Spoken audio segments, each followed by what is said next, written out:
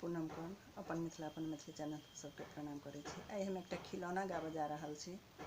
मूड़नमे जे गबै छै से खिलौना नीक लागत तऽ लाइक करब, चैनलके सब्सक्राइब कऽ देबै, कमेंटमे लिखब। पिया तोरे गोड़े लागी ननदी मंगा दे, पिया तोरे गोरे लागी ननदी मंगा दे, राजा तोरे गोड़े लागी ननदी मंगा दे। जखन रे ननदी गाम बीचे अइली, जखन रे ननदी गाम बीचे अइली, ननदी के कानब बड़ नीक लागे, ननदी के कानब बड़ नीक लागे। पिया तोरे गोरे लागी ननदी बजा दे, राजा तोरे गोरे लागी ननदी बजा दे।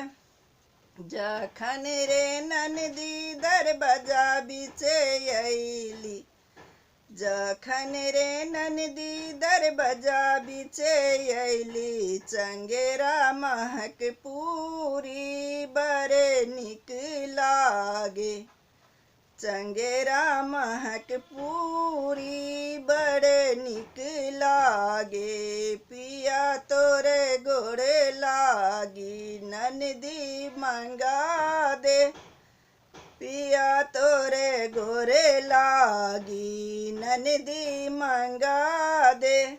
जखन रे ननदी आंगन बीच अइली, जखन रे ननदी आंगन बीच अइली, छाछ महक दही बड़ नीक लागे, छाछ महक दही बड़ नीक लागे।